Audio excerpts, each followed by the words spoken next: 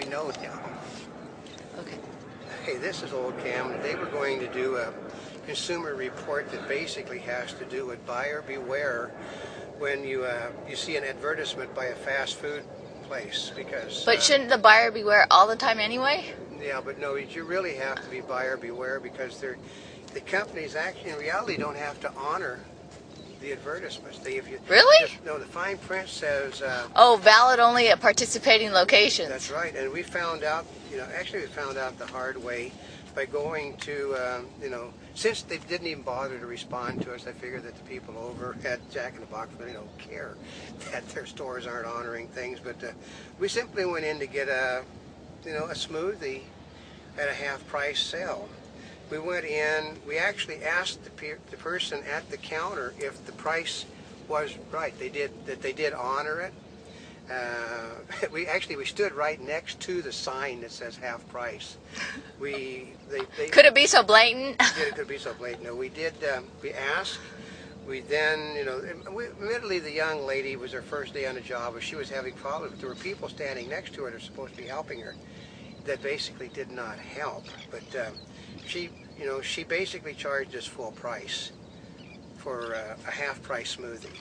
So we debated that issue, and we debated, and nobody could actually see that anything had been done wrong, which is sort of a tip-off that they're not honoring the half price. Well, actually, the problem was that when we canceled the order and asked for our money back, and they kept saying, well, what's the problem? Yeah, the manager came over. The manager repeatedly couldn't see that there was any problem also. She kept wanting to know.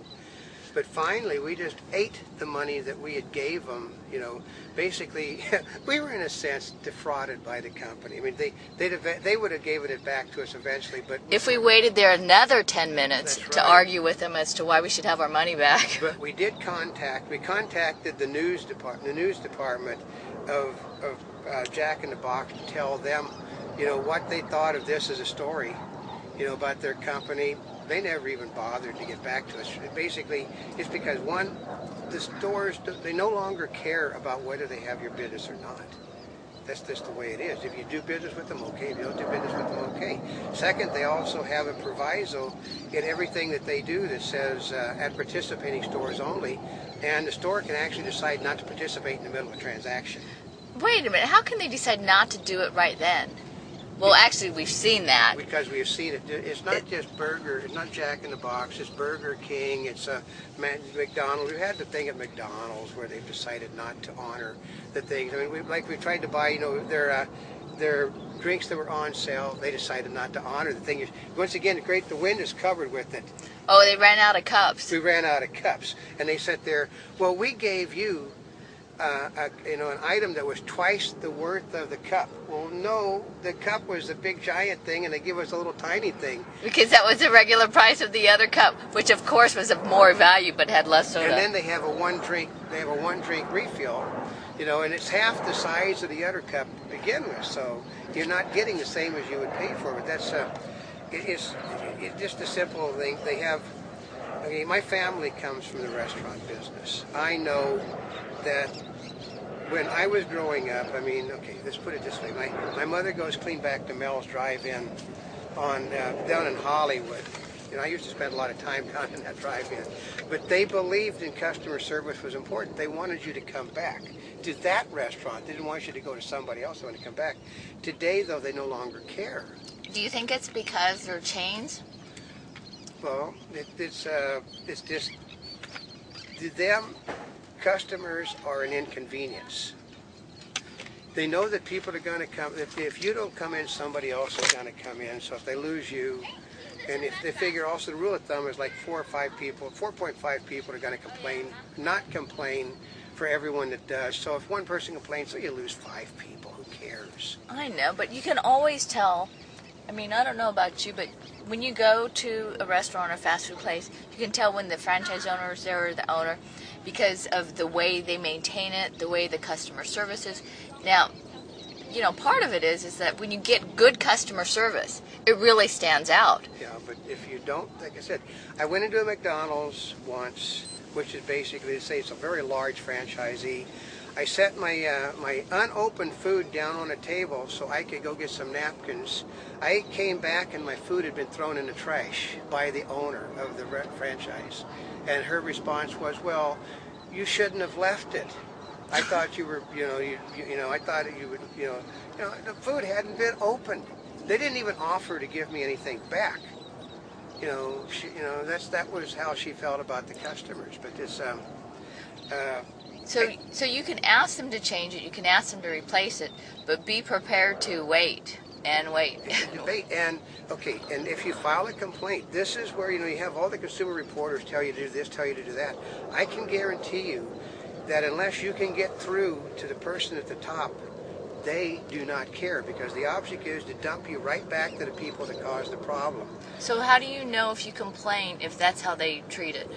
Because you will get a call generally from the management of the place, and they'll say, "How can we help you?" Basically, when you get that phone call that basically he or she are just going to bury it.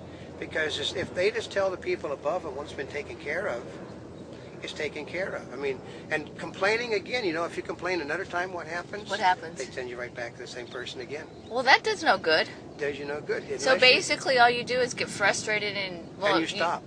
You stop complaining there, or you just don't go to that business anymore. And if you complain enough, they list you as a crank, and then they get a court order against you. Oh, really? Yeah. It happens all over the time. You complain about bad service, they simply go to court and have you listed as someone harassing them. That's their attitude, because they pay the lawyers to be on they're there all the time, so they can go after you for simply demanding that you be given service. Well, like for our part, I mean, all we wanted was our money back that we gave them to pay for the stuff we didn't get. But they couldn't understand why we wanted our money back. Well, that's also a problem. I mean, at least they could speak English, because some of the places they don't speak English. Yeah. And that's kind of what they're using. But basically, and the honest thing about consumer reporting is that basically there was a time it was effectual. Today, basically, for instance, you have to call some people personally now. They no longer will accept emails.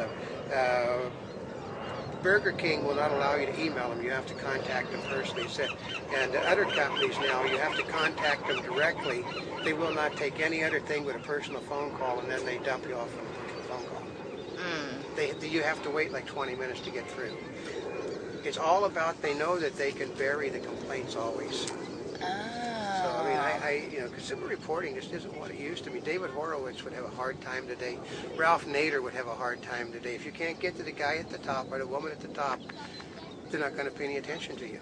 Well, a lot of it is buyer beware, and, well, that's just it. It is all buyer beware on anything you see as an advertisement today. So till the next time, this is Old Cam.